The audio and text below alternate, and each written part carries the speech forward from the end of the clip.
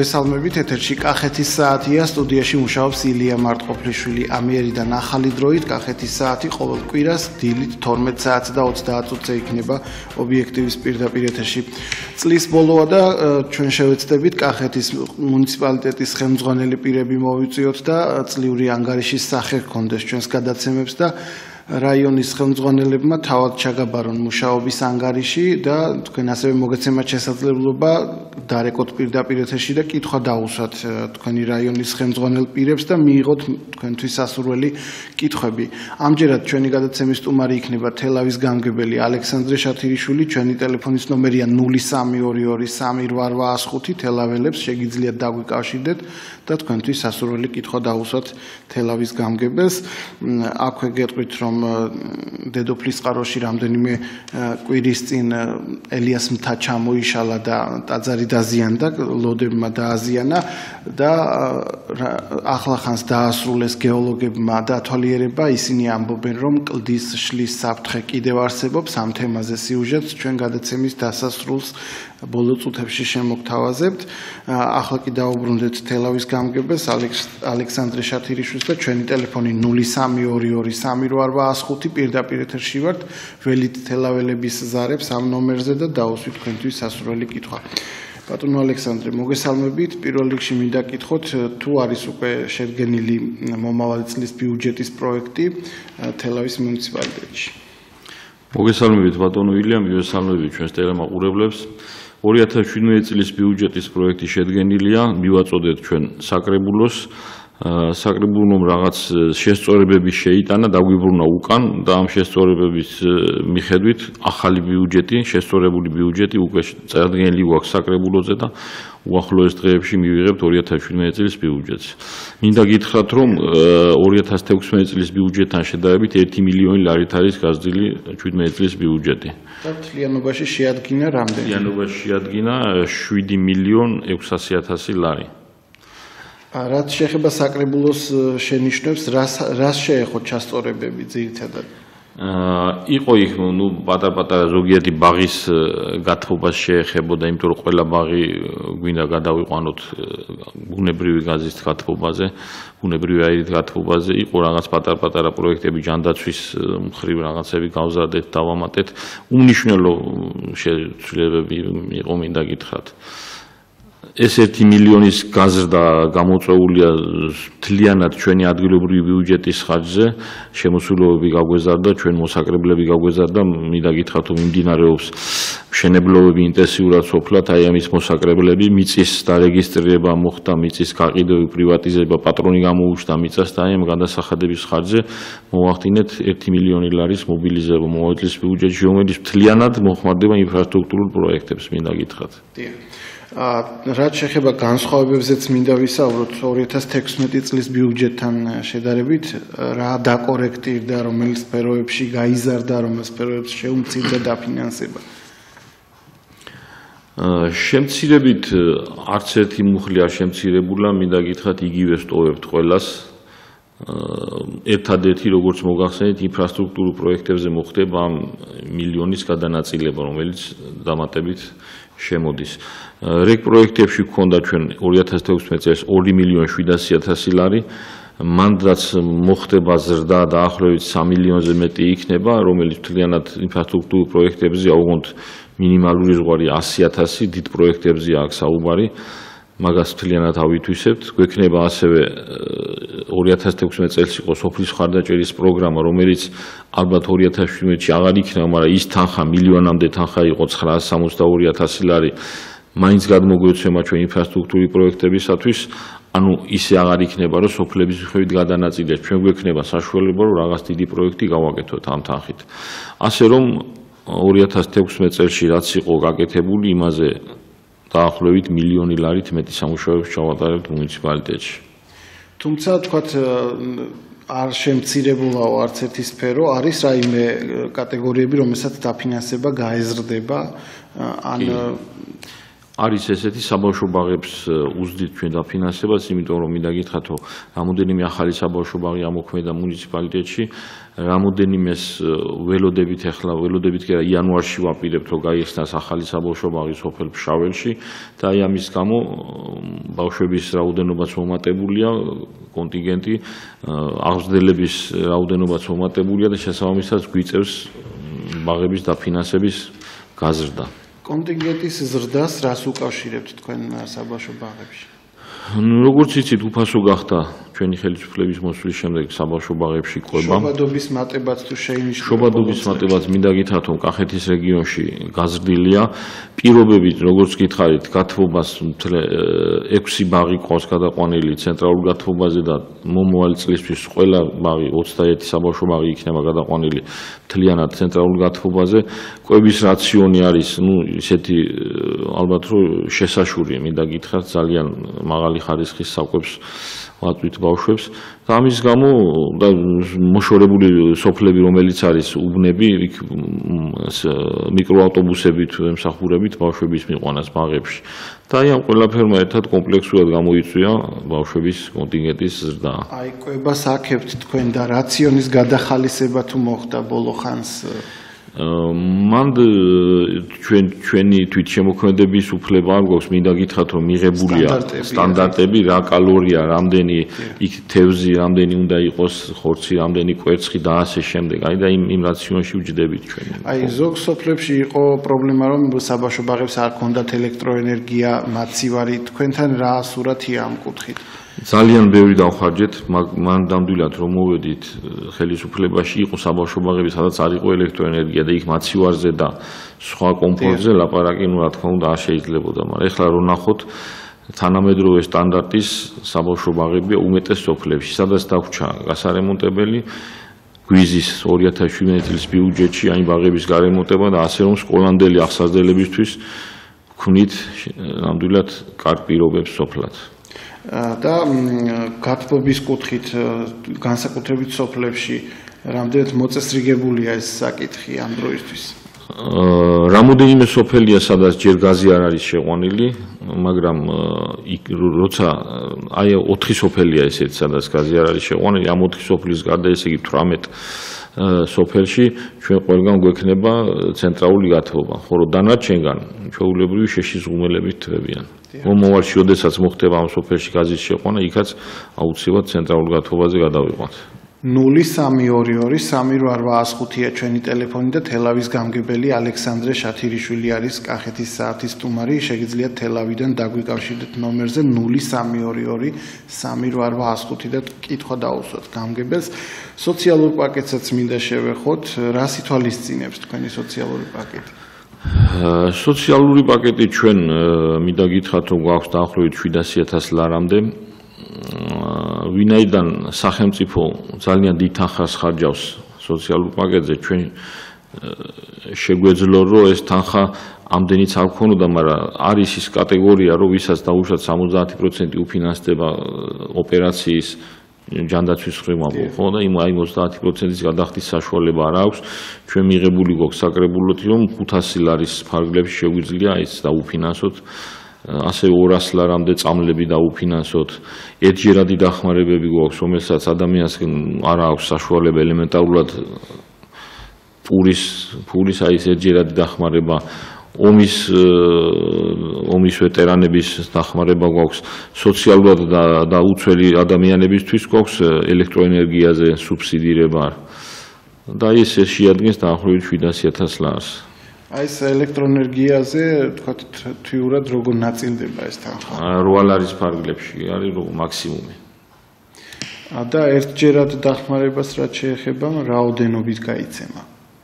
ერთჯერადი დახმარება გვაქვს 150 ლარის ფარგლებში. გააჩნია რამდენი ქულა აქვს, სარეიტინგო ქულა. სათბობის შეშით დახმარება თუ მომხდარა? არა, შეშით არა, ჩვენ აი მეტჯერად დახმარებას ვაძლევთ, როგორც გითხარით 150 ლარი ოდენობით და იმით შეუძლია შეშის შეძენას და თუ ბუნებრივი აირით თბება, აი მაზე შეუძლია დახარჯოს ეს ფული. აი ქალაქის მოსახლეობისთვის ხორციელდება უფასოკვების სერვისი, მუნიციპალიტეტსაც თუ აქვს რამე ამდაგვარი?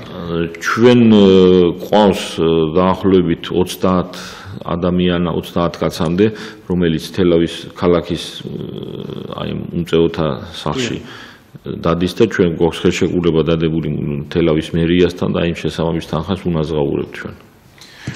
და ყოველდღიურია ეს? ყოველდღიურია, კი, ზოგს მიაქვს სახლში, ვისაც არ აქვს საშუალება, რომ იაროს სოფლიდან ყოველდღიურად სახლში მიაქვს. აი მოშორებით მდებარე სოფლებსაც შეუძლიათ ამგვარი მომსახურებით ისარგებლონ თუ ძირითადად ახლომდებარე? ძირითადად ახლომდებარე სოფლებიდან, იმიტომ რომ სამწუხაროდ ყველა სოფელში ჩვენ ვერ გავხსნით ასეთ სასადილოებს და არსადია ასეთი პრეცედენტი საქართველოში, სოფლად იყოს ესეთი, არის ძირითადად ქალაქებში და ახლომდებარე სოფლების მოსახლეობას სარგებლობს ამ სერვისით.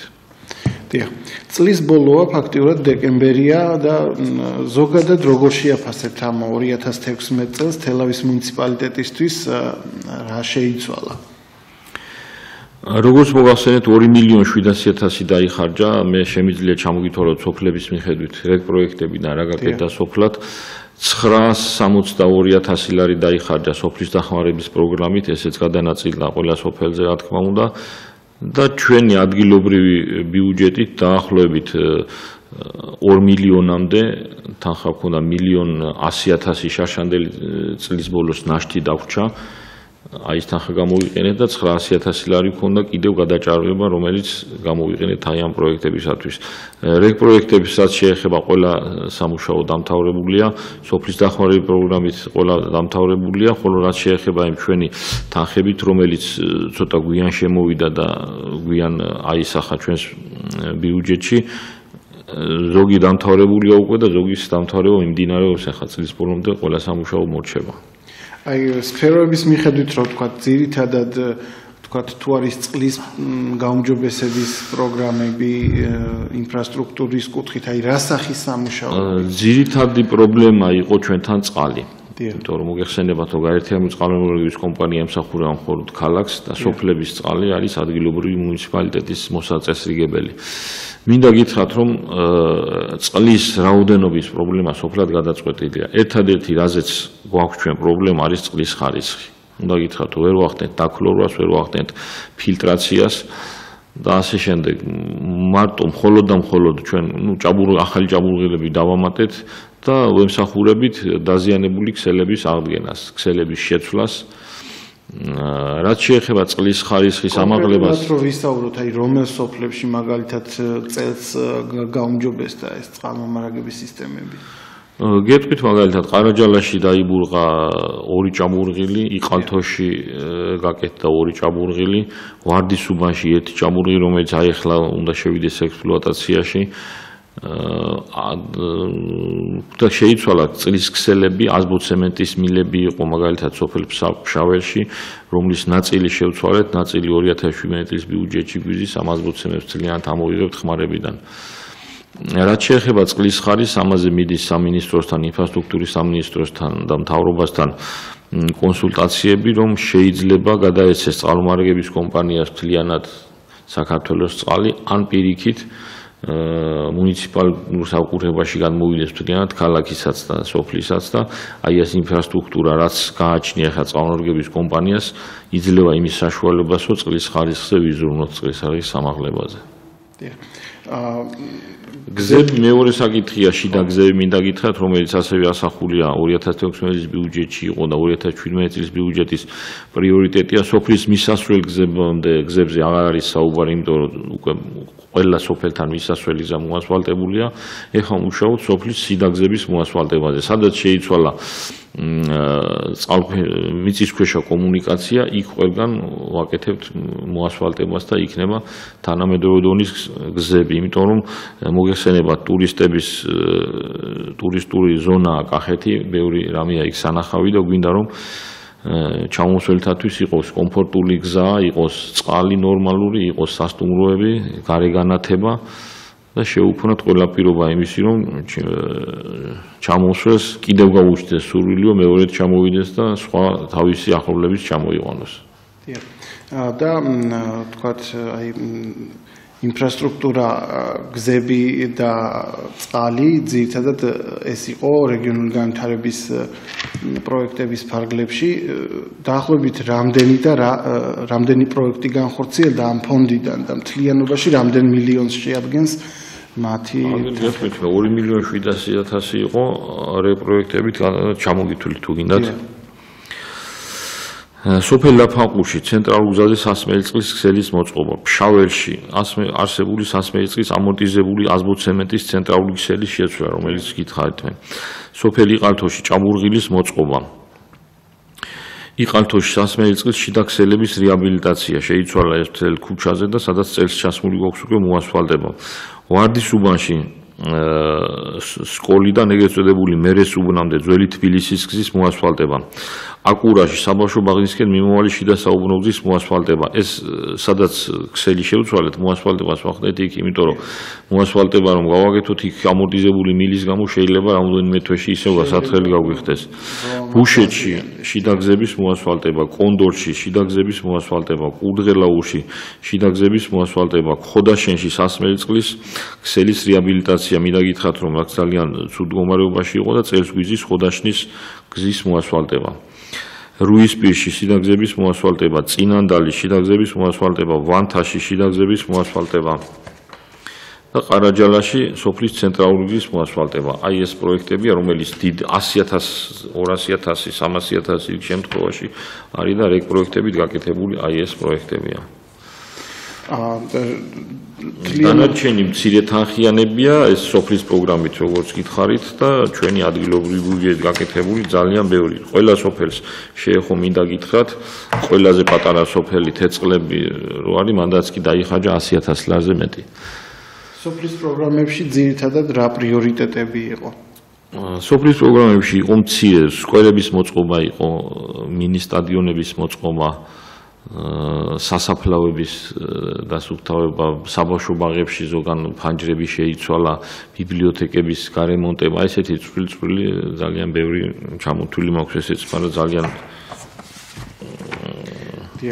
ბევრია აქ და ვიდრე გავაგრძელებთ, მინდა ვნახოთ ერთი ვიდეო სიუჟეტი, სულ ახლახანს გახსოვთ ალბათ წინასაარჩევნო ყოფილი პრემიერი ბიძინა ივანიშვილი თელავში იმყოფებოდა, სხვა რეგიონებშიც იმყოფებოდა და თელავის თეატრში გამართა ჟურნალისტებთან შეხვედრა, რომელსაც მეც ვესწრებოდი და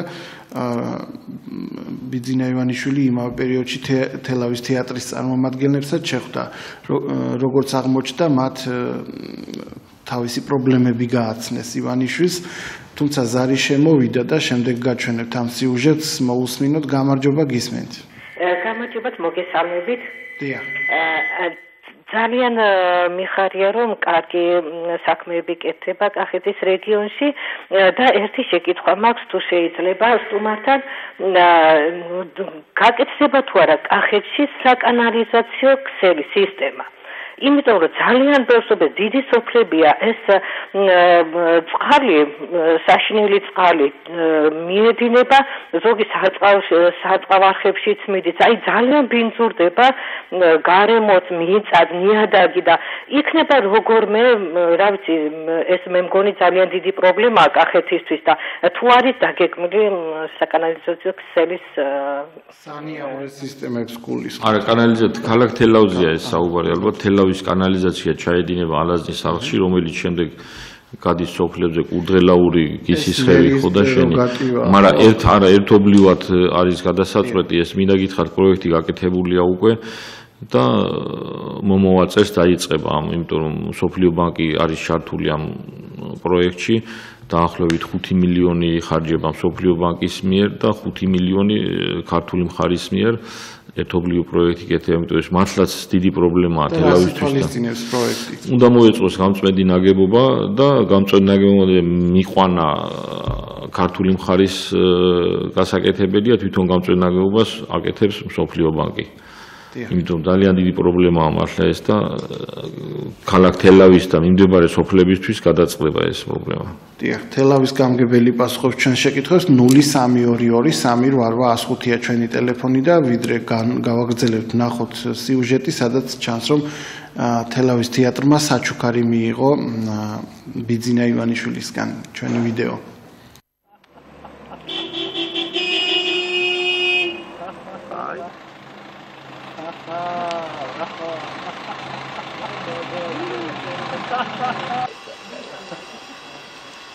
დაახლოებით ჩვენ ახევრის უკან იყო ბატონი ბიძინა თეატრში და სიტუაცია მოიტანა ესე რომ გავაბედე და ვთხოვე რომ ეს გასაჭირი გვადგა ტრანსპორტის მხრიდან და დაგვპირდა და აი ჩვენ ახევრის უკან დანაპირები თავისთავად ეს მოითხოვს იურიდიულ საკითხებს და გადაეცა ავტობუსი კულტურის სამინისტროს და კულტურის სამინისტრო თავის ბალანსიდან ჩვენ ბალანსი გადმოცა ეს ავტობუსი რომელიც ერთი მხრივ თავიდან ბოლომდე საჩუქარია ბატონი ბიძინას და დიდი მადლობა რა ყოველთვის ვამბობ და თავის დროზე როცა ბატონი ირაკლი ღარიბაშვილთან სურათი დავდე თელავის თეატრის ფეისბუქიდან მადლობა მოუხადე თავიდან თქვი რომ მეთქი ხა პოლიტიკოსები რომლებიც ასაფრებულები ხართ არ გამოაბათ კუდები მეთქი რა კარგი საქმეს უნდა მადლობა და აუცილებლად რა და მით უმეტეს როცა თეატრი ხება და ესეთიაც მე ვფიქრობ როგორიც თელავის თეატრია და ერთი კიდე არც ერთი თეატრს არ აყავს არც რუსთაველის თეატრს საკუთარი ავტობუსი პირველები ვართ ჩვენ და დიდი მადლობა ყველას ადგილობრივ ხელმძღვანელობას გვერდით დგომისთვის რო არა ეს ყველაფერი ეს დამოკიდებულება რაც მთავარია დაგვირგვინდა ჯერ ბიუჯეტით გაზრდით ბევრი ასეთი ფასადის შენებლობა მიდის უკვე მომავალ წელს ქართული თეატრის დღე ჩვენთან ჩატარდება დღეს გადაწყდა ეგ ამბავი სამინისტროში და ავტობუსით მივიღოთ მომავალ ეგ არის თელავის თეატრი ყველაზე უძველესი თეატრი 255 წლის თავს ითვლის უკვე და ბუნებრივია ყველაფერი ეკუთვნის. მე ძალიან დიდი მადლობა მინდა გადაუხადო, იმიტომ რომ წლები იყო რომ ჩვენ ხელფასები ძალიან ცუდი გქონდა და ირაკლი ღარიბაშვილის ბოლო ეხლა უნდა გადაუხადო მადლობა მაგისთვის რომ ფინანსები გაგვიზარდა, ხელფასები გაგვიზარდა და უშვა თავისი ბიუჯეტიდან და ეხლა ბიძინა ივანიშვილმა უდიდესმა ქართველმა კაცმა მე ასე ვიტყოდი გააკეთა ის რომ თელავის თეატრს საჩუქრად გადმოსცა ეს მანქანა. ნუ მადლობის მეტი ნეტა ასე ესე იგი გახარებულები ჩვენ რო ვართ გახარებული ასე მენახოს მთელი ქართველი ერი და საქართველო გახარებული. კახეთის საათს უყურებთ და სტუდიაში სტუმრად გვყავს თელავის გამგებელი ალექსანდრე შათირიშვილი. თქვენ შეგიძლიათ დაგვიკავშირდეთ თელავიდან ნომერზე 0322 3885 და კითხვა თავად დაუსვათ გამგებელს. ბატონო ალექსანდრე, ძალიან ხმაურიანია ხოლმე პრემიების დანამატების საკითხი. წელს რამდენჯერ გაიცა თელავის მუნიციპალიტეტში პრემიები ან დანამატები? როგორც შარშან და როგორც შარშანწინ ორი პრემია გვეჯდა და ორჯერ გავეცით პრემია. ვთქვათ, ყოველთვის აკრიტიკებენ გაცემის წესს, რომ მასობრივად ყველა თანამშრომელი არ უნდა იღებდეს და უნდა იყოს, ვთქვათ, გარკვეული სქემა შემუშავებული დამსახურების მიხედვით. თქვენთან ხომ არ შეიცვალა რამე გაცემის წესთან დაკავშირებით? არ შეცვლილა ბატონო ილია, იმიტომ რომ რა კი მუშაობს ადამიანი, ის შესაბამისად იქ უსაქმურად არ უნდა იყოს, უნდა აკეთებდეს იმ საქმეს, რაც ავალია და ამიტომ მაგ სქემის შემუშავება ალბათ რთულია და გაგვიჭირდება რომ ვიღაცას მივცეთ და იმის გვერდზე მჯდომს არ მივცეთ. ამიტომ პრაქტიკაში როგორც არის მიღებული, ვაძლევთ ყველას. და ასევე მე მინდა გკითხოთ მომავალი წლის პროექტებთან დაკავშირებით რა ფონდების მეშვეობით იგეგმება, თქვათ და დაახლოებით რა სახის პროექტებს ელით ამ მომავალი წლისთვის? რეგ პროექტებზე საუბარი? ზოგადად სადაც წყალია გასაკეთებელი, აი წყლის მილებს შევცვლით, ეგ მინდა გითხრათ, რომ ძალიან მცირე რაოდენობით დანარჩენი არის მოასფალტება ქუჩების. წელს 2017 წელს განსაზღვრული გვაქვს, რომ მილიონიანი პროექტით გავაკეთოთ სოფელ წინანდალში სპორტული კომპლექსი, ეს არის 200.000 ლარია ჩვენი, 300.000 გრანტი და 500.000 ვიღებთ სესხს. პროექტი გაკეთებულია, შეთანხმებული ვართ უკვე ყველასთან და დავიწყებთ თანამედროვე დონის სპორტული კომპლექსი იქნება. მინდა პარალელურად კეთდება სოფლის წინანდალში სასტუმრო რედისონი, რომელიც ასევე მალე შევა ექსპლუატაციაში და ეს მთლიანად ინვესტიცია ალბათ, ხო? რედისონი ხო ეს კერძო ინვესტიციაა კი და აი ამ ეს კომპლექსი ერთად სასტუმრო და სპორტული კომპლექსის მოგვცემს იმის საშუალებას, რომ შეიძლება საერთაშორისო დონის ტურნირებიც კი ჩავატაროთ ჩვენ წინანდალში. აი მშენებლობის პროცესში რამდენად საქმდებიან ადგილობრივები, ეს საკითხი ყოველთვის მტკივნეულია მათთვის, აი მუშახელი ან სპეციალისტები. მინდა გითხრათ, რომ სოფელი ყანთოში დამთავრდა უკვე წინა გადაცემაშიც მე გითხარით, რომ მიდიოდა სამუშაო 3 მილიონიანი პროექტი, ქვევრის სკოლა აკადემია აშენდა და მთლიანად, ალბათ ხელმძღვანელების გარდა მთლიანად დასაქმებული იყო ადგილობრივი მოსახლეობა. როცა თქვათ ამგვარი მასშტაბური სამუშაოებია კომპანიებთან აქვს რამე ვალდებულება, რომ თქვათ ადგილობრივი კადრები აიყვანოს?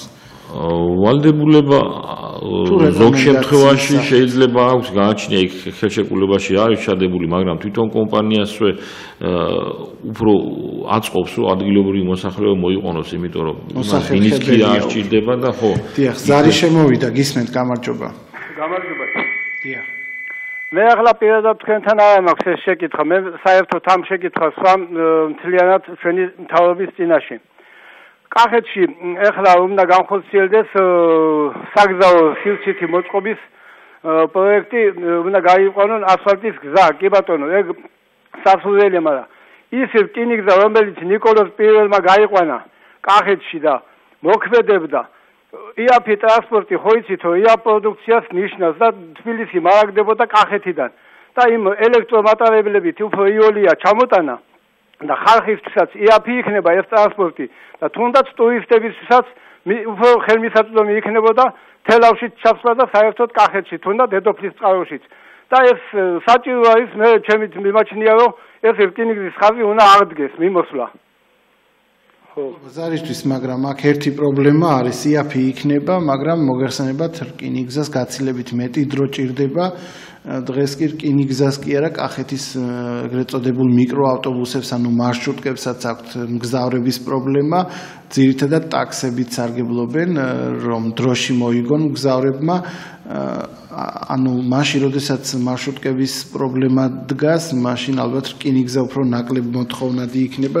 ჩემი აზრით არაერთხელ იყო ეს საკითხი, მაგრამ კლიენტი არ ეყოლება, სათანადო მგზავრები არ იქნებიან და სავარაუდოდ ამის გამო ვერ ხერხდება, რომ კახეთის რკინიგზა სამგზავრო თუ გადაზიდვების კუთხით ამ კუთხით არ მუშაობს, თუმცა დედოფლის წყაროდან და გურჯაანშიც რკინიგზა მუშაობს, სადაც ქვიშაგად მოაქვთ დედაქალაქში, იგივე დედოფლის წყაროდან გადაზიდვები ისევ მოქმედებს, არ არის მთლიანად შეჩერებული. მინდა ბატონო ილი ერთ საკითხს შევეხო. ალბათ 5-10 წლის წინ ვერც ერთი ოპტიმისტი ვერ მოიფიქრებდა იმას და არ მოუვიდოდა აზრად, რომ სოფლებიდან მოხდებოდა ცენტრალიზებულად ნაგვის გატანა. მინდა გითხრათ, რომ 22 ადმინისტრაციო ერთეულიდან 15-დან გადის უკვე ნაგავი ნარჩენები, დგას ნაგვის ურნები, თანამედროვე მანქანები დადის. ხოლო დარჩენილ სოფლებში ახალ წლამდე, აი ახლა დეკემბრის შუა რიცხვების ბოლოსკენ მოგცემენ, გვაძლევს უკვე ნაყიდია, უკვე შეძენილი აქვს ინფრასტრუქტურის სამინისტროს 300 ცალი ურნა, რომელსაც დანარჩენ სოფლებში დავაყენებთ. ერთი მანქანა მოგცეს უკვე და ერთ მანქანას კიდევ დამატებით გვაძლევენ, ასე რომ ყველა სოფლიდან მოხდება ნარჩენების ცენტრალიზებულად გატანა. ძველი სტიქიური ნაგავსაყრელი რაც იყო, იმაზე გამოყოფილი ქონდა ფული და შარშან დავიწყეთ და მიმდინარე წელს მოვჩით მთლიანად ხევებში და სოფლის მიმდებარე ტერიტორიებში, სადაც იყო ეს ნარჩენები დაყრდნილი მთლიანად, ასე რომ სუფთა სოფელი ჩვენთვის პრიორიტეტია და 2017 წელი იქნება ალბათ სოფლების სისუფთავის წელი. 03223885 ჩვენი ტელეფონის ნომერი, ცოტა დრო გრჩება და თელავის გამგებელი პასუხობს ჩვენს შეკითხვებს. აი სტიქიური ნაგავსაყრელები მოწესრიგდა და რა იგულისხმება, თქვა დაკონსერვება მოხდა, ცალკე ადგილი გამოიყო თუ უფრო არა, აი ამ ნაგავსაყრელებიდან მოხდა ნაგვის გატანა ცენტრალურ ნაგავსაყრელზე, რომელიც არის ერთი თელავის რაიონში, კახეთში ერთია, სოფელ გულგულასთან და იქ გავიტანეთ ეს ახალი სტანდარტებით არის მოწყობილი. სამწუხაროდ ჯერჯერობით არ არის ახალი სტანდარტებით, მაგრამ ახალი სტანდარტებით შეიჩა ადგილი როგორც ვიცი გურჯაანის რაიონში და მომავალში იქნება ეგ ახალი ნაგავსაღრელი. დიახ, ასევე რთველი დასრულდა სულ ახლახანს თელავის კუთხით, რა სურათი იყო თელავში რთველთან დაკავშირებით? ხო, თელავისთვის და ზოგადად კახეთისთვის რთველი ძალიან მნიშვნელოვანია მიდაგითხრათ, იმიტომ რომ მთელი გლეხობა წლის მოსავალს შესქერის და უყურებს როგორ იქნება. მიდაგითხრათ რომ ნორმალურად ჩაიარა, ფასიც 80 თეთრი იყო და ასე თუ ისე რო ვიანგარიშოთ მოგება რჩება გლეხს, კი იყო მოთხოვნა იქნება ლარი იყოს, მაგრამ მეორე მხარეა გადამამუშავებელი ღვინის ქარხნები, რომლებსაც თავიანთი პრობლემა აქვს, გასაღების პრობლემა და მე ვფიქრობ, რომ აი ეხლაც იყო ბატონი პრემიერი იყო ჩამოსული ბადაგონის ღვინის ქარხანაში, 5 მილიონ ბოთლზე იყო როგორც ვიცი საუბარი ჩინეთის ბაზარს ნელ-ნელა ვითვისებთ, ბატონო ეს ერთჯერადად უნდა გაიტანოს ეს 5 მილიონი ბოთლი და ნელ-ნელა ვითვისებთ ჩინეთის ბაზარს და თუ ეს ახალი ბაზრები გამოჩნდა ღვინის, მე ვფიქრობ, რომ შესაბამისად ყურძნის ფასიც აიწევს და მოთხოვნა მეტი იქნება. რამდენად უხმაუროდ ჩაიარა თელავში რთველის პროცესმა? თუ იყო რამე პრობლემები, დაძაბულობა? არანაირი პრობლემა, არანაირი ექსცესი არ ყოფილა, არც რიგები, როგორც ადრე იყო და გაუგებრობები, შტაბი იყო შექმნილი რთველი 2016 და ამ შტაბმა იმუშავა შესანიშნავად, ასე რომ არც ერთ გლეხს, არც დაკრების და არც ჩაბარების პრობლემა არ შექმნია. დიახ, 0322388105 ჩვენი ტელეფონის ნომერი. ასევე სხვა ხილთან დაკავშირებით არის ხოლმე პრობლემები ძირითადად გურჯაანში. რამდენად ცდილობს ხელისუფლება, ვთქვათ, დაარეგულიროს ამგვარი თანამშრომლობები გლეხებთან, რომლებთათვისაც ეს მოსავალი ძირითადი შემოსავლის წყაროა. ვთქვათ, აი რამდენად ატამზეა ხოლმე ძირითადად პრობლემა, წელს ატრის ფასიც კარგი იყო და პრობლემა არ ყოფილა, იმიტომ რომ გადიოდა სხვადასხვა ქვეყნებში, აზერბაიჯანში და გურჯაანის რაიონში აშენებულია დიდი სამაცივრე კომპლექსი, მინდა გითხრათ, სადაც შეუძლია გლეხს შეინახოს ატამი და გაყიდოს იმ პერიოდში, როდესაც უფრო ძვირია და ზამთრის პერიოდში. დიახ, როგორც დასაწყისში თქვი, ამ დღეებში კახეთის და ალბათ სხვა რაიონებშიც გამგებლები ძირითადად მოსახლეობას ანგარიშს აბარებენ. თქვენც უკვე ჩააბარეთ, როგორც ვიცი, აი რა სახე აქვს თქვენს კომუნიკაციას მოსახლეობასთან. რამდენად ხშირად გაქვთ შეხვედრები თვითონ კაბინეტში მოქალაქეთა მიღება და რამდენად ხშირად ამგვარი ანგარიშის ჩაბარებები, ანუ ანგარიშვალდებულების საკითხი თქვენს მუნიციპალიტეტში როგორ არის? ანგარიში ზარი შემოვიდა და შემდეგ მიპასუხეთ მაგ კითხვაზე, გამარჯობა გისმენთ. უკაცრავად, მე თელავში ვცხოვრობ არჩილ-მეორის ქუჩაზე. გამარჯობა, არჩილ-მეორის ქუჩაზე ვცხოვრობ თელავში. ძალიან კარგია, რომ სოფლებში აკეთებენ ასფალტებს და ყველაფერს. თელავის არჩილ-მეორის ქუჩაზე არც კანალიზაცია გვაქვს, არც ასფალტი გვაქვს. ესე იგი საშინელ მდგომარეობაში ვართ. ორმოები გვაქვს ამოჭრილი, ეს ორმოები არსებულია, გადმოდის ეს კანალიზაცია. ერთ სიტყვით, ჩვენი მომხედი ქვეყანაზე არავინ არის. შეიძლება ჩვენს მოგხედონ და ასფალტი დაგვიგონ. მადლობა ზარისთვის. ქალაქია კი არჩილ-მეორის ქუჩაზე მე როგორც ვიცი ასფალტია დაგებული, მაგრამ თუ გადათხრაზეა საუბარი, ეხა თელავში მიმდინარეობს ქსელის მასიური შესვლა, წყლის ქსელის. გაერთიანებული წყალმომარაგების კომპანია აკეთებს ამას. უკვე მეორე წელია მიმდინარეობს, ნამდვილად გადათხრილია, აგერ ავტობუსიც რო გამოჩნდა, იქ ნახეთ რომ გათხრილი იყო ქუჩა და მინდა მაგაზე კომენტარი გავაკეთო, რომ ეს ხდება წყლის ქსელის შეცვლის გამო, როგორც მორჩება ქსელის შეცვლა, მთლიანად ვალდებულება აქვს კომპანიას, რომ უნდა მოასფალტოს ეს დაზიანებული ადგილი. დაუბრუნდეთ მოქალაქეთა შეხვედრებს, აი კაბინეტში მოქალაქეთა მიღება რამდენად ხშირია თქვენთან და ასევე სოფლებში არის. ძირითადად მიღება მაქვს მე ორშაბათს, მაგრამ ყოველდღიურად ხდება ჩემთან მოქალაქეების მოსვლა, იმიტომ სოფლიდან რომ ადამიანი იმას ნამდვილად ვერ გავაბრუნებ უკან და არ ვეტყვი ორშაბათს მოდი მიღებაზეო. სოფლებშიც ხშირად გვაქვს ჩავდივარ, იმიტომ რომ როცა კეთდება ესა თუ ის სამუშაო, იმის დასათვალიერებლად ჩავდივართ, შესაბამისად ხვდებით მოსახლეობას.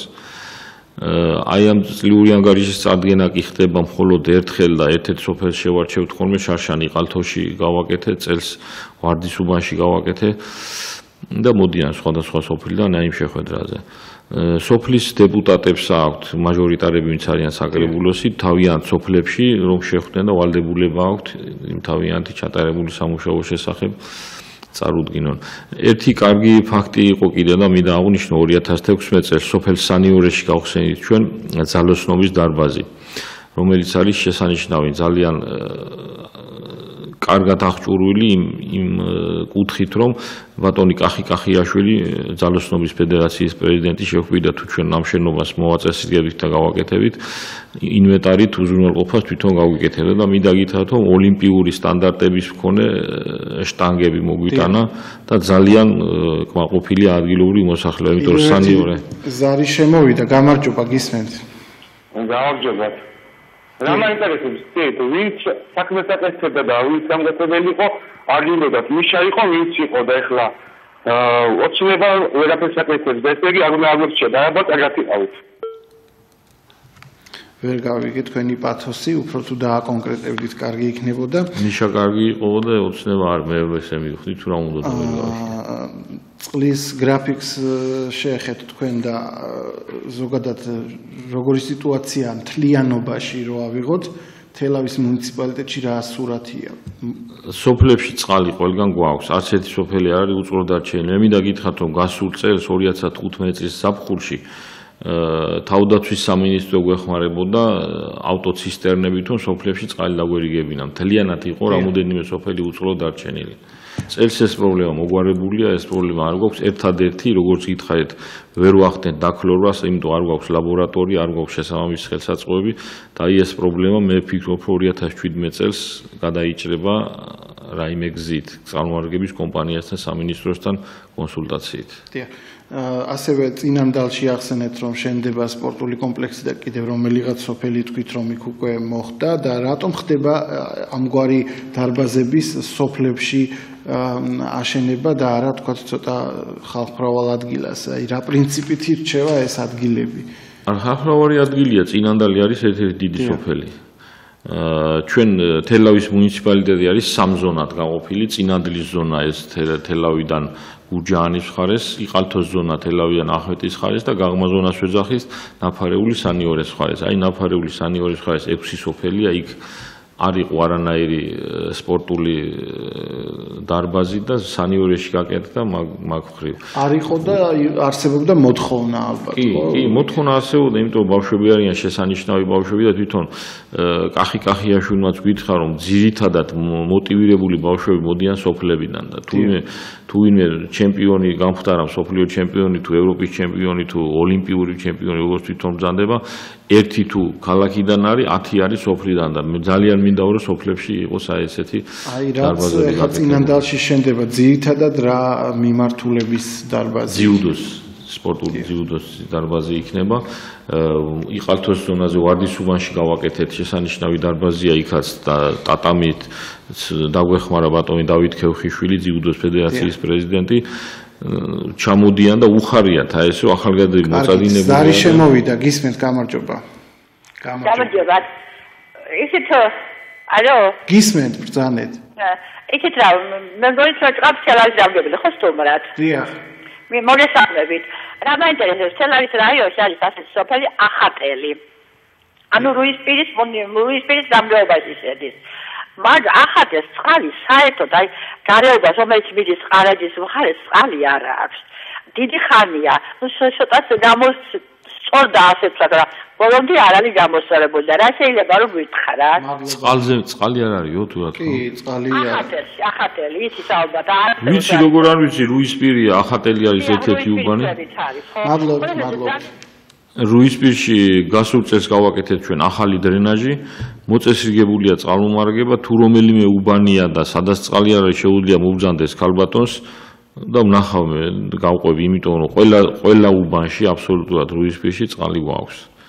ახატელში ახალი გზა გავაკეთეთ, მისასვლელი გზა, სკვერი გავაკეთეთ ახატელში და ძალიან სხვათაშორის კარგი წარმომადგენელი ყავს სოფლის რუისპირში და ძალიან ურადღებიანია და არ მგონია რომ სადმე წყალი არ იყოს. დიახ, მადლობა დიდი, თქვენ უსმენთ თელავის გამგებელს ალექსანდრე შათირიშვილს და ჩვენ მომავალ გადაცემებში სხვა გამგებლებსაც დავაპატიჟებთ. ახლა კი დაპირებული სიუჟეტი, როგორც გითხარით, რამდენიმე კვირის წინ დედოფლის წყაროში ელიას მთაზე კლდე ჩამოიშალა, რის შედეგადაც ელია თესბიტელის სახელობის მონასტერი დაინგრა.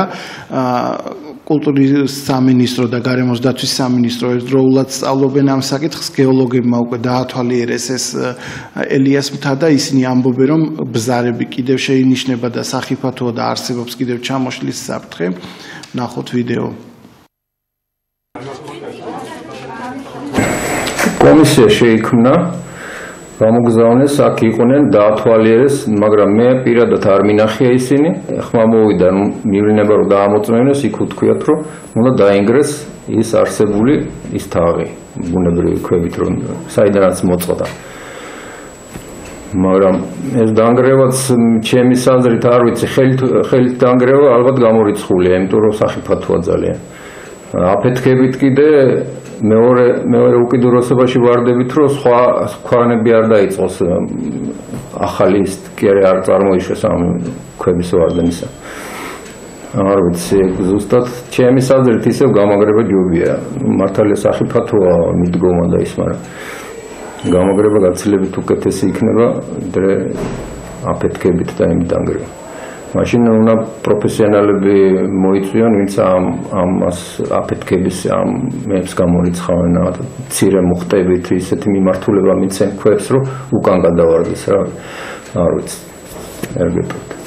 გეოლოგების დათვალიერება მარჩვენა, რომ ეს მთა ის დაიშლება კიდე, სახიფათოა.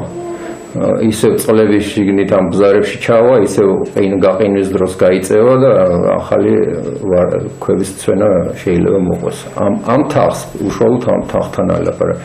არის კიდე სხვა ქანები, შეიძლება სხვა ადგილასაც ჩამოვარდეს, მაგრამ ყოველ შემთხვევაში ეს ადგილია სახიფათო ძალიან.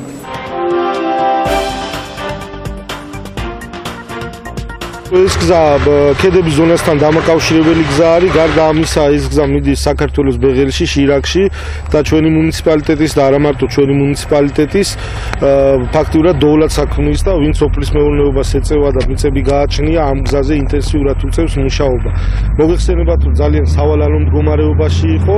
2014-15 წლებში გაკეთდა 17 კილომეტრი დედოფლის წყაროდან ქედის მიმართულებით. წელს გამოცხადდა ტენდერი და სრული რეაბილიტაცია მოიგო კომპანია სერპანტინმა, მოვლა შენახვა და გზის რეაბილიტაცია, მოვლა შენახვის სამუშაოებს ძალიან კარგად ახორციელებენ და ხდება გზებზე არსებული ხარვეზების დროული აღმოფხვრა და გზის პირების გასუფთავება, რაც შეეხება რეაბილიტაციას, დაიწყეს ნაწილ-ნაწილ მოხდება ამ გზის გაკეთება. ეხლა ამ ეტაპზე მიმდინარეობს 6 კილომეტრის სამუშაოები. მომდევნო წლის ბოლომდე აღნიშნული გზა ბოლომდე შეუერთდება ქვემოქედის შესასვლელამდე არხებულ გზას, რომელიც ასევე ჩვენმა ხელისუფლებამ 2013 წელს თავიდან ბოლომდე 7 კილომეტრის რეაბილიტაცია მოახდინა. და მომავალი წლის ბოლოს ჩვენ გვექნება სიტუაცია, რომ ტრაქტორიდან მოყოლებული ქვემოქედის ბოლომდე სრულიად ახალი გზა იქნება და გარდა ამისა ჩვენს ტელემოხმარებელს შევახსენებ, რომ სამთაწყარო საბათლო ფიროსმანის დამაკავშირებელი გზა 22 კილომეტრიან მონაკვეთზე აქტიური სამუშაოები მიდის და დეკემბრის შუა რიცხვებამდე სრულად დასრულდება და ფაქტიურად ჩვენ სოფლებთან დამაკავშირებელი გზების პრობლემა ჩვენს მუნიციპალიტეტში აღარ პროექტი არის დედოფლის წყარო ზემო ქედის დამაკავშირებელი გზის რეაბილიტაცია. სამუშაოებს აწარმოებს შეფესე სერპანტინი. ქვედა ასფალტის ქვეშ სამუშაოები და შემდეგ ზემოთ რეციკლირება და ასფალტი.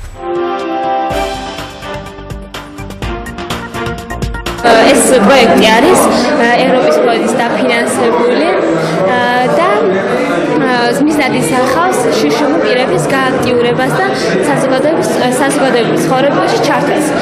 და აქ გამოფენილი ნივთებიც არის მათი გაკეთებული, რაც რამოდენიმე ხანი გაგრძელდება ეს გამოფენა, გაიყიდება რაღაც ნივთები, თანხა შემოვა მათი გაკეთებული ნივთებიდან და ისე მათ მოხმარდებათ. სოციალური საწარმოს პროექტი გაიმართა 3 რეგიონში. ეს იყო გორი, მარნეული და დედოფლისწყარო და დედოფლისწყაროში ასეთი პროექტი მოვიფიქრეთ და ეს არის პირველი სოციალური საწარმო დედოფლისწყაროში. შევიძინე ბავშვების ნამუშევრები სახელმწიფო ნაძვის ეს ძალიან მომეწონა და აღფრთოვანებული დარჩი, რომ აი ესეთი შესაძლებლობის ბავშვები არიან და ეს შეუძლიათ ამის გაკეთება. ძალიან მომეწონა და სიმბოლურად შევიძინე, რომ ბავშვები წავახალისოთ.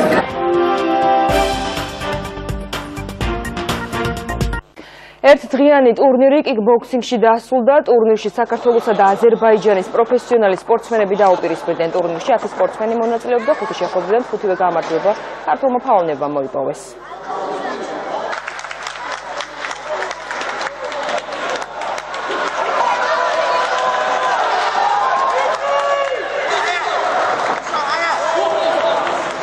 ამ ბრძოლისთვის უკვე ძალიან დიდი ხანია რაც მემზადები და უშუალოდ კიკბოქსინგზე უკვე ვარჯიშობ მე-10 წელია. დროზე ადრე მოწინააღმდეგეს ძლია 2 ნოკდაუნის, 2 მძიმე ნოკდაუნის შედეგად დავამარცხე.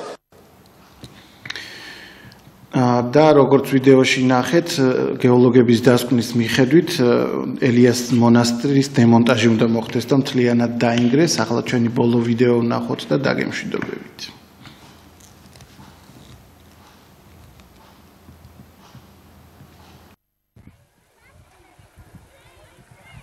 ეს 4 ქვეყანას გავაცადეთ ფიროსმანი. ჩვენთან არიან სტუმრები ისრაელიდან, ჩვენთან არიან სტუმრები ყაზახსტანიდან, გერმანიიდან, რუსეთიდან და ჩვენ ვართ ქართველები. ისე რომ პრინციპში ეს არის ინსპირაცია, რომელსაც ადამიანი გზნობს, როცა ცხოვრობს მიზანში. ჩვენ ძალიან საინტერესო პირობები შეგვიქმნეს. იცით, დავალება მე მგონი მაინც არ ყოფილა, მაგრამ ვიდრე მიზანშია თავისთავად თებაა ფიროსმანი. რაღაც კონკრეტული დავალება არც უნდა არსებობდეს, ვიდრე ალაზნის ველი რომ ვერ დაინახო და არ მოხიბლოს ალაზნის ველმა და იგივე ვთქვათ ადამიანება, რომლებსაც უყვარს და აბაყობენ ფიროსმანი, ეგ თავისთავად უკვე დავალებაა და იდეაა და თემა. ჩვენ გვაქვს ძალიან საინტერესო პროექტი. ეს არის უსინათლო მხატვარი და ქანდაკებები გაკეთებული უსინათლო მხატვრის კომპოზიციები. ეს არის ჩემი საავტორო პროექტი. მე მინდა რომ ჩვენ კიდევ უფრო მეტად მოგვაქციონ ყურადღება, ვინაიდან ძალიან ელემენტარულად მხატვრის ნამუშევარი დოვლათია და მხატვრის ნამუშევარი შეფასებული უნდა იყოს. დღეს თუ ყირს პიკასო $800,000 და $1 მილიარდი ფიროსმანის ფასი არის $1,800,000. მე ვფიქრობ, რომ ფიროსმანი ყოველ წელს უნდა ძვირდებოდეს და ამის სტრუქტურებიც არსებობს და ამის საშუალებებიც. მაგრამ ჯერ არ არსებობს ან ცოდნა, ან კეთილი ნება. არ ვიცი, ვის უნდა ვესაუბრო ამ თემაზე. ფიროსმანი ძალიან წყდება გული, რომ საერთოდ ქართველები რაღაცა ძალიან ნაკლებად როგორც ვერ ვაფასებთ ფიროსმანს და გადავწყვეტეთ და ძალიან კარგი გადაწყვეტილებაა. მე მგონი, რომ აქედან დაიწყო ესეთი კვირეული და გვინდა სურს გავაგრძელოთ ნებისმიერ ქვეყანაში ეს გავაცნოთ ფიროსმანი მსოფლიოს. იმედი მაქვს არ შეგვეშლება ხელი და რაღაც ამას ნელ-ნელა ანუ აქნეს ამ ხატრებმა ჯერს ერთი ფიქრი დაიწყეს ფიროსმანზე, ფიროსმანის შემოქმედებაზე. ფიქრი, რომელ ფიქრსაც გადაეჩვია კაცობრიობა და იქნებ დაუბრუნოთ კვლავ. პირველ რიგში ეს ფიროსმანია და ფიროსმანი უდიდესი მხატვარია ქართველებისთვის. ეს არის ჩემთვის მაგალითად გაიგივებულია რუსთაველთან, რომელიც არის უდიდესი და ეს არის ერთ-ერთი უდიდესი მხატვარი, რომელიც გაიტანა ქართველი მხატვრის უდიდესი სახელი საქართველოს გარეთ. დღევანდელი დღე ეძღვნება ქართულ და უცხოელ მხატვართა ერთობლივ ვორქშოპს. თავიდან ესე იყო ჩაფიქრებული ვორქშოპის სახე, რომ იცემოდა, მაგრამ არ გამოვიდა პლენერის სახე მიეცა რა ამ ყველაფერს და ეს ურთიერთობი კარგია მუზეუმში, მუზეუმის სახელი გადის საზღვარგარეთ და სიღნაღიდან ჩამოვედით ამ გამოფენის დასათვალიერებლად და ძალიან კმაყოფილები ვართ. ვისურვებდი, რომ ხშირად ყოფილიყო ასეთი გამოფენები, რომ სხვადასხვა რაიონიდან მობრძანებულიყვნენ და დაეთვალიერებინათ.